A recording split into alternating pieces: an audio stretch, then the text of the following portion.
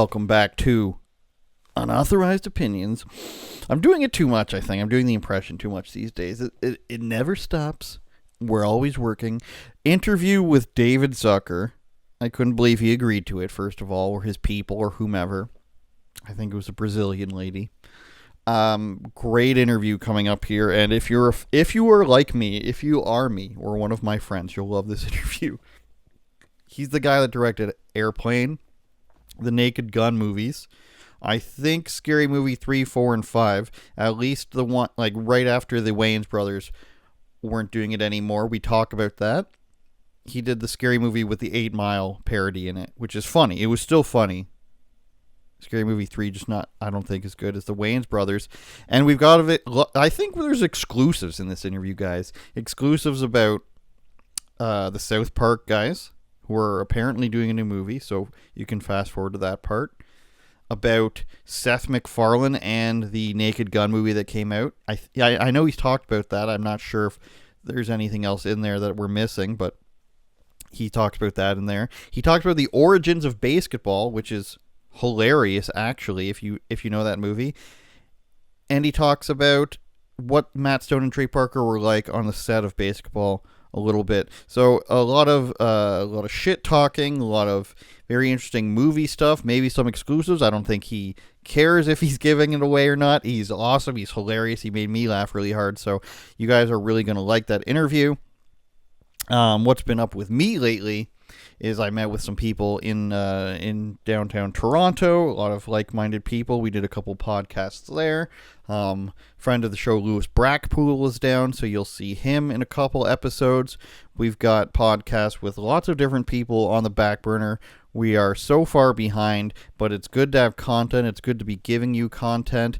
David Zucker gives a great interview about, he's got a course about spoof comedy. He's writing a new movie. He's done a new movie. He's talking trash about Hollywood a little bit. Like, you'll see what he has to say. It made me laugh how he kept going back to the new Naked Gun movie with Liam Neeson, saying how bad the jokes are.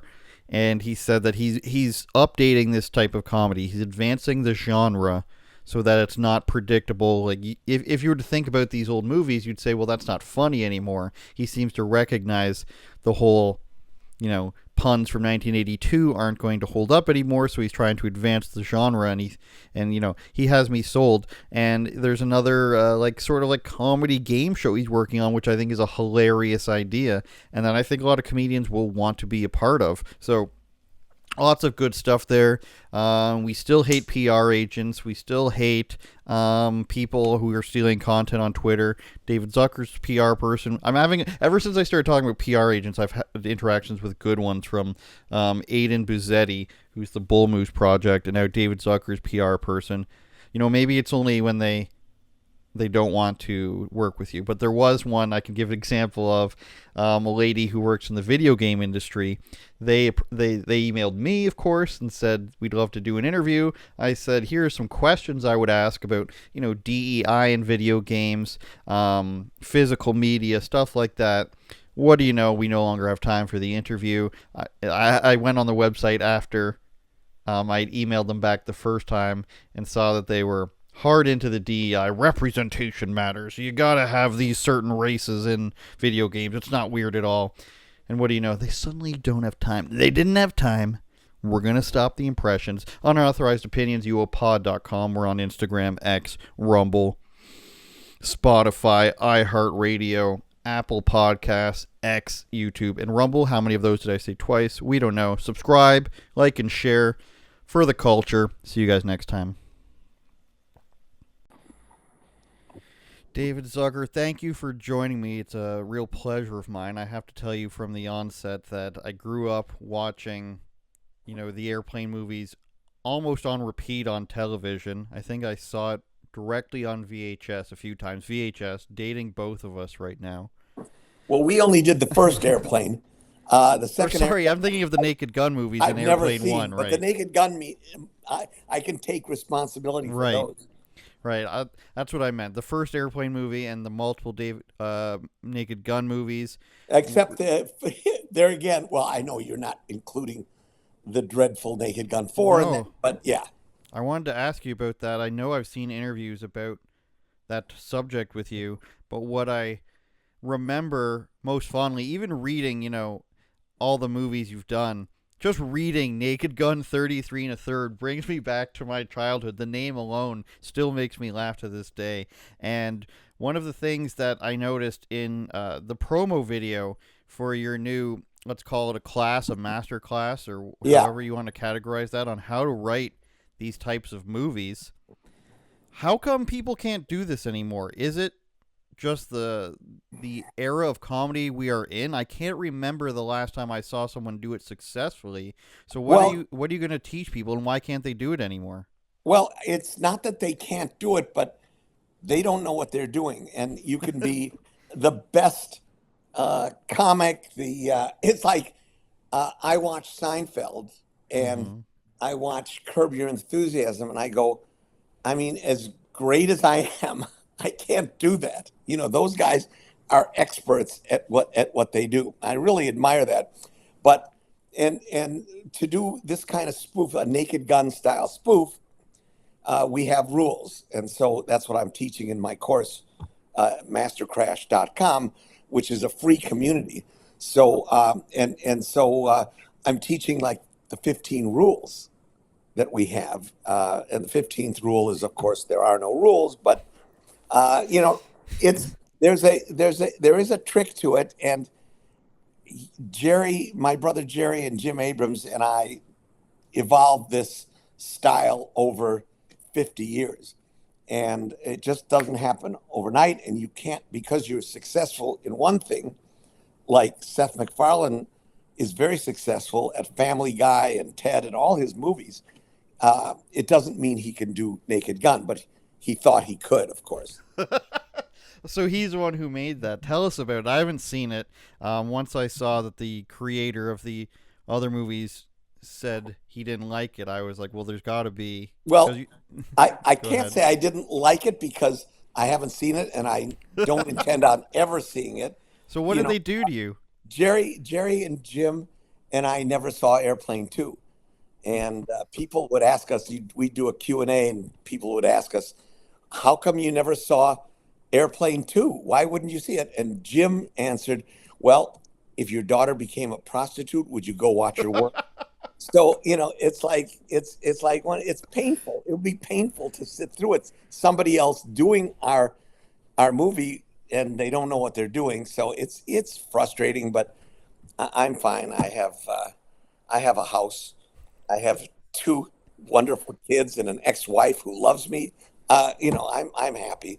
So, but I have a script that I'm actually in kind of a pre-production for. We're actually casting, and it's a film noir comedy done in my style, but it's something completely new.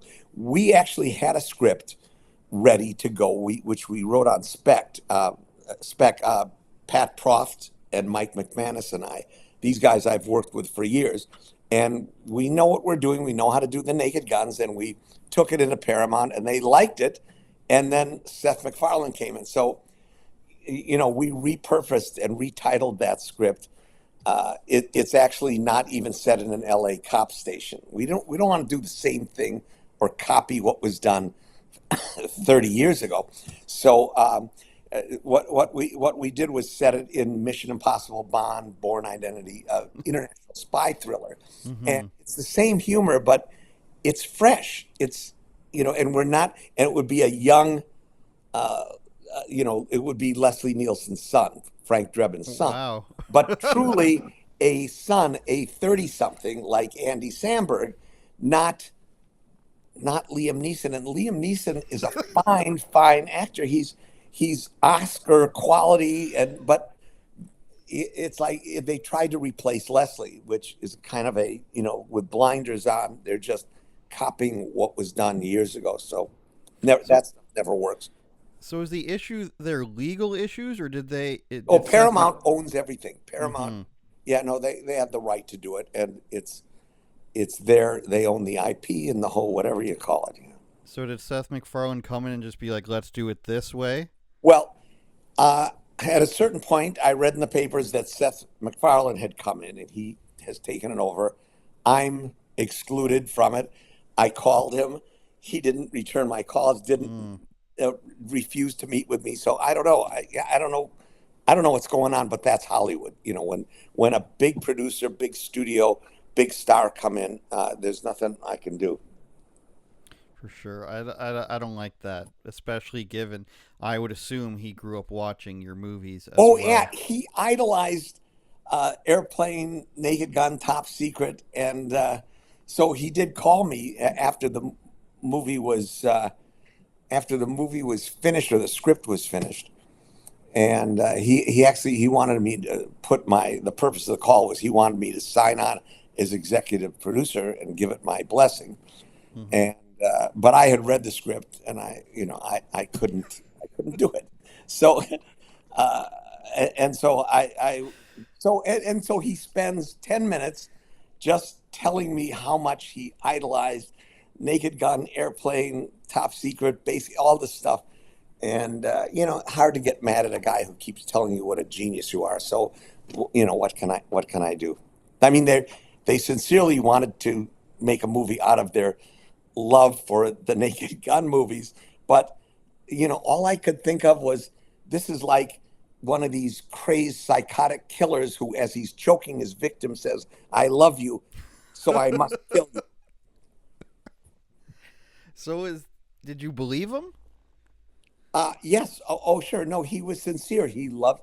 I know that these guys love the Naked Gun. So this is this is the irony of all of this stuff that I don't think they realize that the originator of a franchise could still do it. Now, Paramount is allowing the Wayans to do the Scary Movie franchise, so they're working on that. And so Paramount was right about that. I'm sure they're right twice a day. That's so weird, isn't it? So, because you did a few of the scary movies after the Wayans brothers were no longer on it, and then they bring the Wayans brothers back for the scary movies, which you worked on, but not you on the other movie.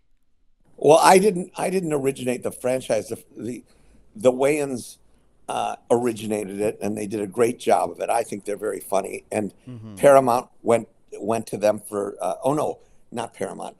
This was Dimension. Bob Weinstein went to them Mm-hmm. to do Scary Movie 3, but somehow, and I don't know the details of this, they couldn't make a deal. So then Bob called me. So it's not like they just completely ignored and excluded the Wayans like Paramount has done with Naked Guns. So And it's crazy. I know it's like this is crazier than one of my movies, but all I can think of is that's Hollywood. Yeah, mm-hmm. I've been through it. Yeah, so I want to talk about the course here, and I guess I would have a direct question as to the comedy stylings when you have iconic lines like "Don't call me Shirley." Is that called something? Would you define that as a type of writing or a type of style of comedy where Leslie Nielsen, somebody says something to Leslie Nielsen and he just takes it literally, for example? Do you have like a technique for that, or is that Well, just there's how you work, how your well, brain there's works? two parts to that. Number one, it's a pun. And, puns are just kind of this lame form of humor that, they were doing in the 1930s. The Marx Brothers would do it. But what we did was not have comedians. And so that was the true difference between our style and what had come before. So when Leslie Nielsen says, "I am serious and don't call me Shirley," in that completely earnest, dead serious way, that's what makes it funny. Mm-hmm. The same thing with Peter Graves when he's coming on to this little boy, that would not have been funny with Bill Murray or Chevy Chase, eh, who are, wonderful. I love those guys as comedians, but that kind of stuff wouldn't have worked.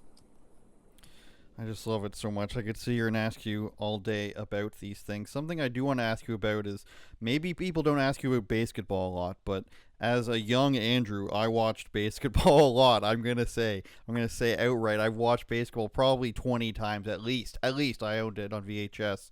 I wanted to ask you about Trey Parker and Matt Stone because they're so constantly in the media. What was your first impression of them when you met them to do the movie? Had you seen their previous works, and we can specify the movie Orgasmo? Yeah. Had you seen that?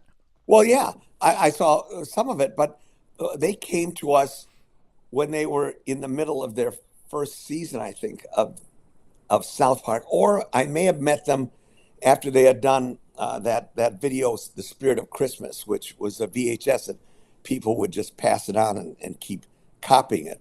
And they were fans of Airplane and Naked Gun, and so they came to my office, and I met with these guys. And Trey didn't have a car; he needed a car, so I hired him to do a video and a promo video for Universal, which my brother and I had just signed a deal with, and so that's how I kind of got to know those guys, and we hung out a little bit. But when it came to do basketball, I pitched them the idea, and they thought it was a great idea, and they were all up for doing it, and they were also unsure of if South Park would ever work, if it, so this was a hedge against, Trey having to get his car fixed.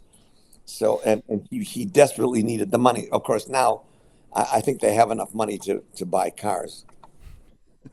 And for those who didn't know, you did that movie. I think people can look at like the Ty Cobb joke. Like that's pretty obviously, like you could put that in a different movie and it would make sense. Were they involved back then in a directorial sense? Were they pitching you a lot of ideas for that movie? No, not in a directorial sense, but they were involved in the writing. I think they probably wrote about a third of it, and Wow. a lot of that stuff, because I didn't know what kind of language went on between it with that age, the 20 somethings, and they just wrote a bunch of it, and they were really funny. And the other thing, I was surprised at, I probably shouldn't have been surprised, but they were terrific comedy actors. I mean, they just had that subtlety, and it was just, and it worked great. I think that it was ahead of its time, so it's much more appreciated now than it was then. Yeah, I bet you that people would even be in line with some of the themes of sports that are in those movies. Oh yeah, today, that they would want people to not change teams and stuff like that. Well, it predicted a lot of that, a lot of what happened with sports, because it was changing then. But I'm a sports fan, and I'm old enough to remember when, like, I grew up in Milwaukee when we had the Milwaukee Braves. It was the same team every year. Players couldn't change teams, so this was kind of a nostalgic thing that we had in basketball. Yeah, it's interesting that you mentioned how good actors they were, because I was going to ask. I've seen them in many interviews say that they don't really like acting and they don't like actors. No, they don't. I would like to see them do more of it, but I guess why would you when you're so good at that? Well, they still want to make movies, and they have a new movie coming out. And I was over at their office some time ago, maybe a month ago, and they showed me 10 minutes of it, and it looks great. I mean, it's just only 10 minutes, but a live action movie? Yeah, live action. And they're in it? And Trey is in it. Trey is the star of it, and this rapper, and I can't remember, Yeah. Can you reveal what's it about? Is this public news? Public knowledge? I'm not sure if it's public knowledge yet, but it's about an amusement park where it's in the South, where they have slavery, and Trey, and I mean, where it's about slavery, and they're commemorating this in this museum where modern day tourists. And so the guy who's playing the black slave is the rapper, and a very funny situation.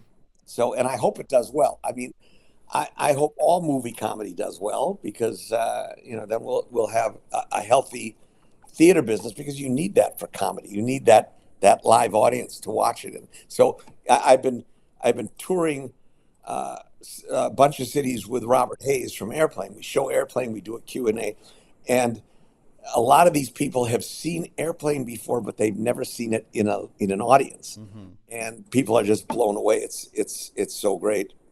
And Yeah, I think there's a growing appetite for that. I recently saw Ninja Turtles 1 in theaters for that very same reason. They released it for one weekend, and you go and see it.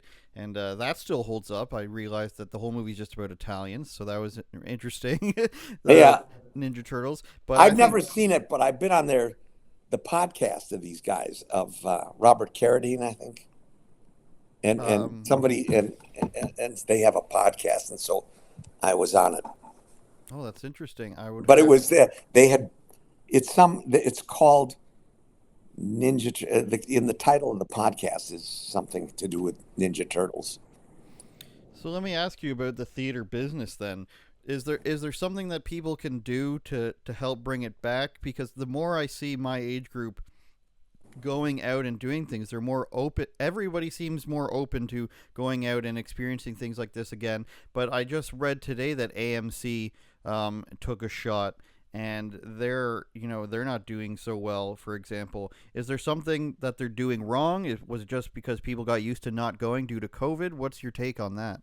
Well, I don't know that much, but uh, as far as I know, it's become an event business. So if Tom Cruise makes Top Gun, 7 or whatever it is, and that was a great movie. I actually love Tom Cruise movies, but that became something that okay, we're going to go to this thing, and same with Mission Impossible, and some of the superhero movies, if they can get a fresh enough take on whatever superhero movies. But I think with comedy, there's nothing.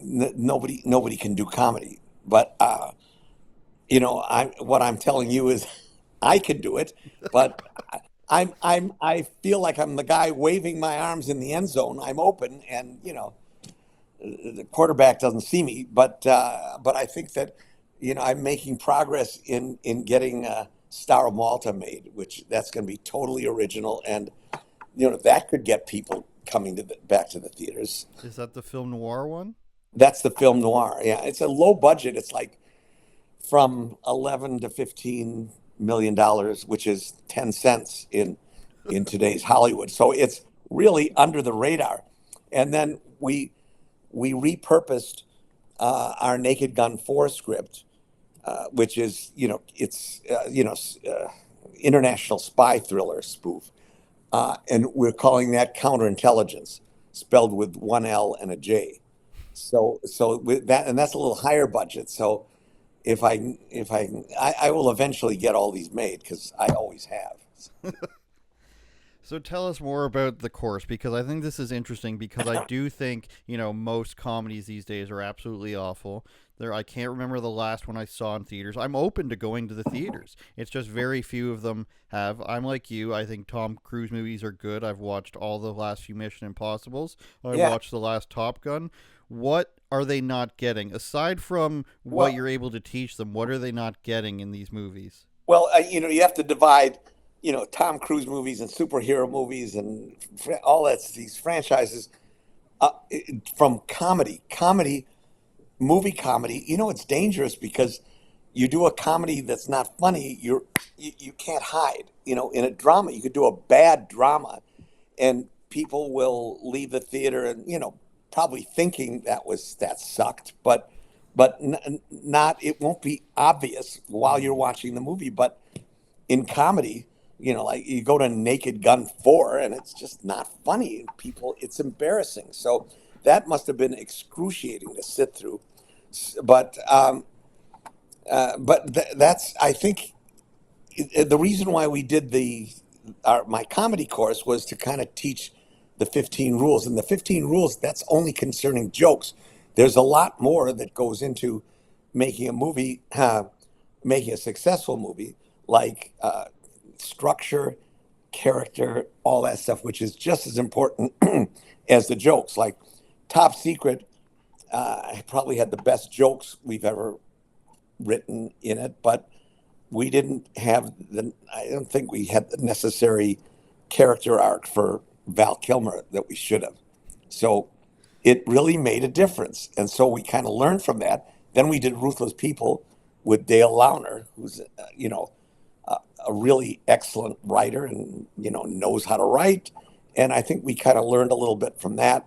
And then we went back and did the Naked Guns, and we kind of knew what we were doing by then. But a lot of people, I've gone to, my son was in at the University of Wisconsin. He graduated about 3 years ago, but he was majoring in film. So I would go and speak to his film classes. And I was answering questions from the students, and from what the professors were saying, I realized they didn't know anything. So, that's what Woody Allen says, those who can't do teach, and those who can't teach, teach Jim. That was, the joke he did in Annie Hall. And, the professors don't really know because they've never done it. So, and it's the same thing with somebody who tries to do our style. They've never done it. They may have done other things well, but it's just a very particular style. Do you think some of this comes from people not being willing to take risks, especially maybe with edgy jokes, or Well, it's the studios are very frightened people, afraid to take risks. And I wrote an article that appeared in Commentary Magazine and New York Post about the 9% rule. I mean, there's 9% of people who just don't have a sense of humor. There's like zero sense of humor. So the studios are being guided by those people. It's like driving, looking through the rearview mirror. You can't let this small percentage of people who are, I don't know, maybe they're politically active, and there's PC, there's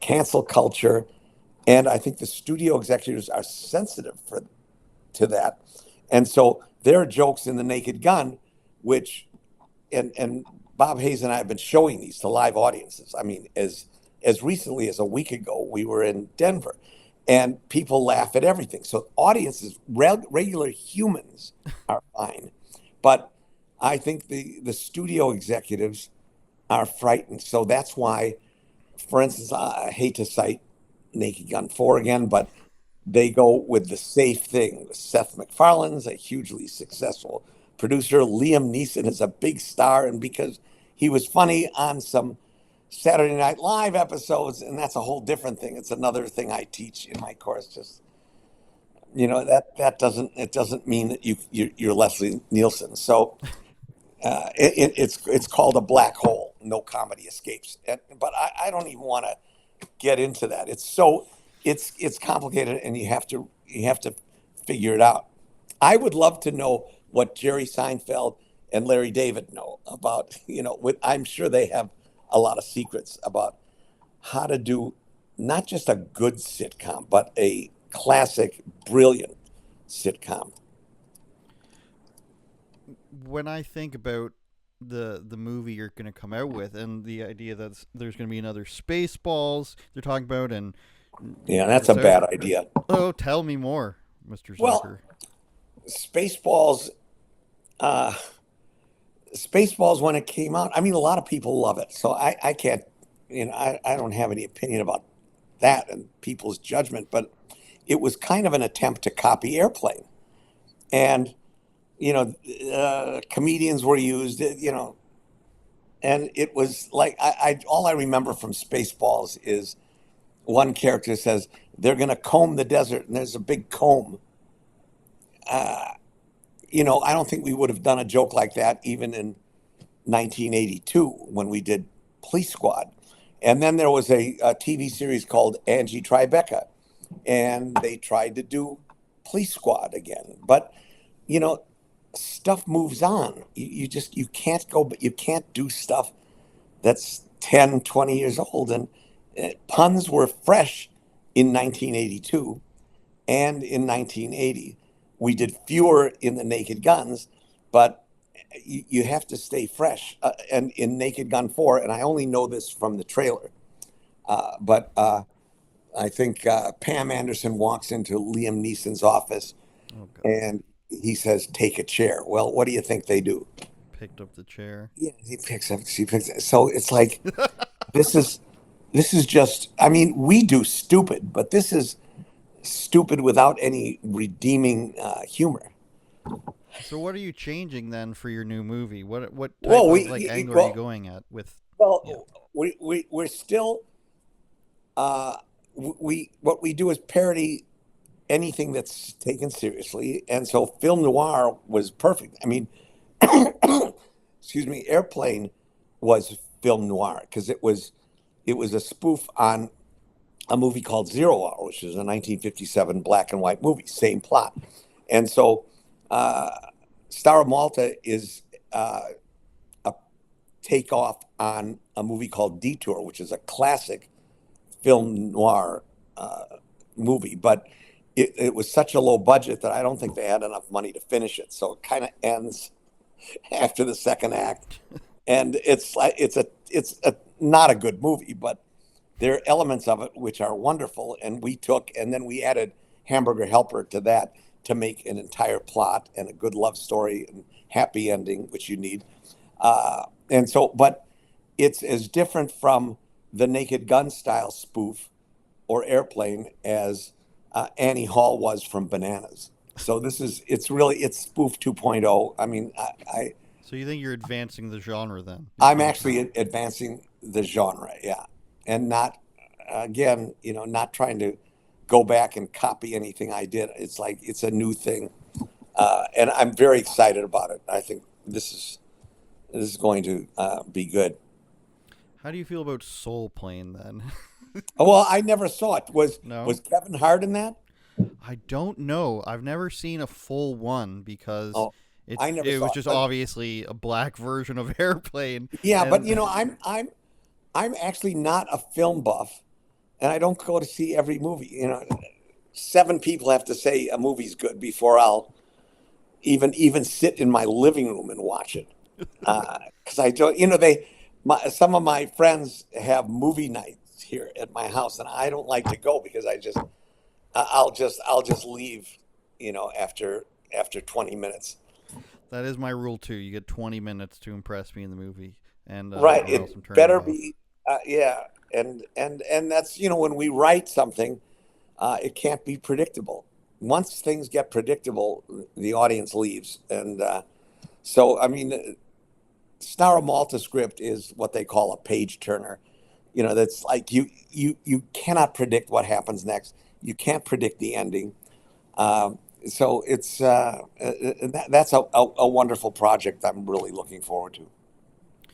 All right, Mr. Zucker. Unless there's anything else you want to mention, the Master Crash is called A Crash Course in Spoof Comedy, and I think if you're advancing this genre, and I trust you, and to put it in a direction that is still funny today, as opposed to the other things that are still copying, styles from 40 years ago, I think that's sorely needed in Yeah, the I, world of I comedy. agree, and I'm doing it. But I'm not like the studios won't let me do it. So I'm raising money from billionaires. A million at a time. Which billionaires? No, I'm just kidding. I, Name them. whoever I meet on the street who's a billionaire, That's then fair. I will seize on that. All right. Thank you so much for making time for this today. I truly do appreciate the movies you've created. I've seen pretty much all of them, I would say. And I have such fond memories to this day. Even just reading the titles, they make me laugh, or thinking about basketball and talking about basketball, which was strangely like a huge part of my grade school. I will reveal to you that my friend and I played basketball for a summer after Oh, seventh grade. and did it work? It worked. The insults make it. Yeah. Well, we actually invented that game on my driveway. And and we had all these guys who later became heads of studios and heads of agencies, and Pete Farrelly, who did Something About Mary and Dumb and Dumber. He was one of the players, and we played it on my driveway. And really, the psych outs were not really that important when we played. It was, we had to do it in the movie to get jokes, but So it was a you, fun Peter game. Farrelly, who Richard else? Lovett, Okay. Doc O'Connor, who was one of the heads of CAA, and later was the head of Madison Square Garden, and a guy named Jason Newman and his brother. His brother became the head of Fox TV, I think. I mean, it was amazing. It was, and this was during the late '80s that we played it. Really? So it was Yeah. like a decade before the movie came out. Oh yeah, way before the movie ever came out. But That's fascinating. and there's a company who wants to do a television game show, reality show version of it, which I think is a great idea. And you have 10 teams from 10 cities across the country, and do an elimination just like real Major League Sports. Right, because you could have comedians do the jokes, and it's not Yes. that intense, athletically intensive. Right? Yeah, Yeah, and they do have. I don't know if you've heard of the Savannah Bananas. Have you heard of this? I have heard of that. Now, Yeah. So that's that's like a traveling entertainment, like the Harlem Globetrotters but baseball. I think that's really smart, because there are these shows, obviously, that the comedians go on, the game shows. It's super forced, but with how popular roast battles are now. And the yeah. fact that you don't have to be like athletic, you could be a fat guy and just stand there. I think that's really funny. With a beer in your hand, you can play basketball. Yeah, and with the I'll call it like the sphere of comedians right now that are really good, I think, of like stand-up comedians. Yeah. That could be something that they all go on. And you literally cast it with, and you have a draft. Yeah. That's funny. That's Well, a good idea. Yeah, I'm raring to go. I'm in the end zone. Well, I can't wait to see that. That sounds exciting. Yeah. All right, I appreciate your time, okay? Have a wonderful Sure. day, and I look forward to everything. You too. Bye-bye.